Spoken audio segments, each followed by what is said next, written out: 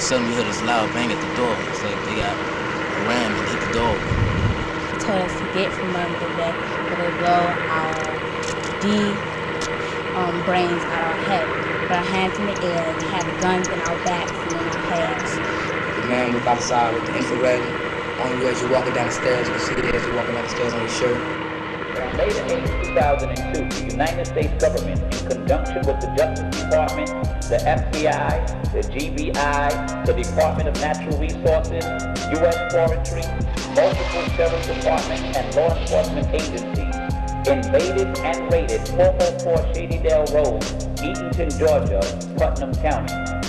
They came with the intention of murdering innocent men, women, and children. This was obvious because of the massive display of automatic weapons, helicopters, riot gear, the overwhelming enormity of armed manpower, armored vehicles, refrigerator trucks, and the display of body bags.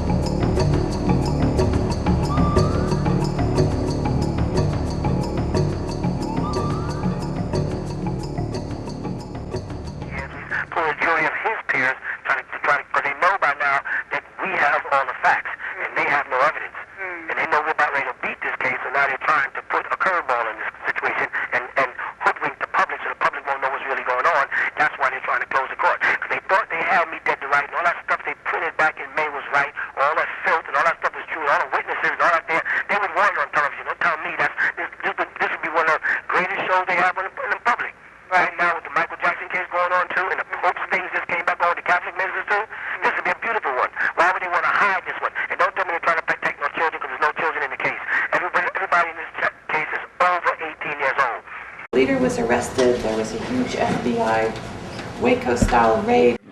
Virtually all of my personnel, well, don't get me wrong, there's still deputies on patrol, but even those on patrol are here, along with approximately 20 from the Columbia County Sheriff's Office over in Athens, Georgia, maybe 15 to 20 from the Baldwin County Sheriff's Office in Milledgeville, and another 15 to 20 from the Jones County Sheriff's Office in Gray, Georgia. There's 2 DNR personnel here and 2 federal United States Forest Service personnel, and there were probably at some juncture in time close to 200 FBI agents. Why do you need so many, and how come they got machine guns and cannons and helicopters and bombs? Well, I would suggest that you ask the FBI why they have their equipment. I thought you were heading this investigation, Sheriff Sills. Did you not understand my response? I would suggest you ask the FBI why they have helicopters and things, as to why my officers have weapons that they have. Were they threatened? I ordered them to possess those. Were they threatened by the people on this land? Excuse me. Since the group moved to Georgia, it has been perceived as a threat to public order, as a dangerous, potentially violent, Black Panther-like, quote, racist organization that's planning to, quote, take over the county. The judges work together, the lawyers are working together, the building inspectors working together, everybody's all teamed up in a little KKK clique down there. The group does not have a history of violence, and yet the FBI's 2002 military raid on Tamaray involved armored trucks, tear gas, snipers, helicopters, mounted with machine guns, not to mention body bags and a refrigerated van.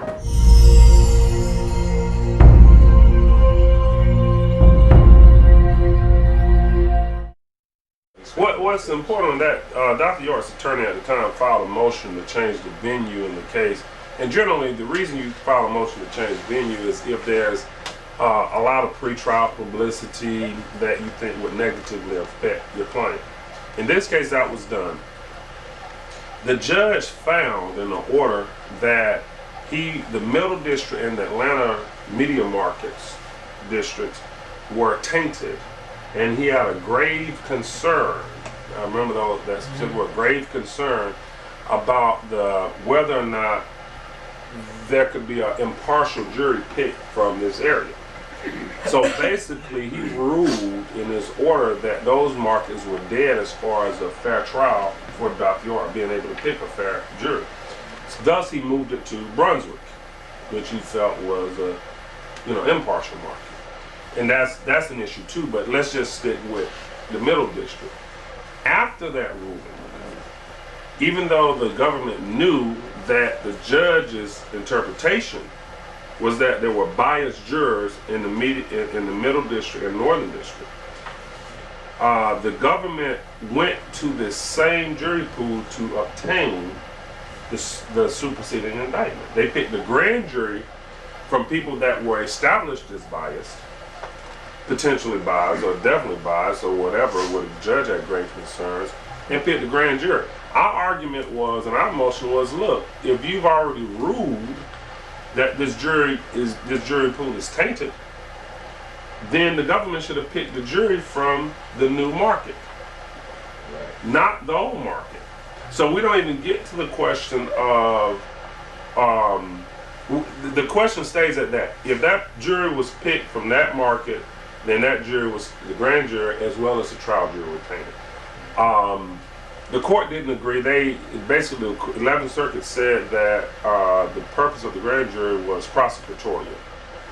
However, the original intent, and I put this in the brief, the original intent of the grand jury was dual: to establish that you should go forward with a justified crime, or release people that are innocent if the allegations are unjustified.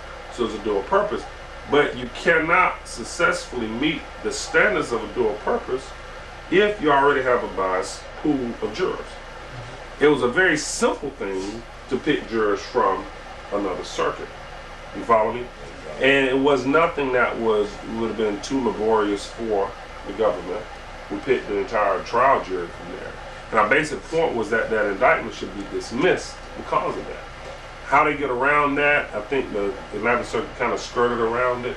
But the point is, you had already established that pool of jurors as biased, and that was the purpose of that argument. I think it's also fair to note, too, that that position was laid forth by Attorney Patrick when he got his case around December 12th, December 16th. Right, when we first got it. All right?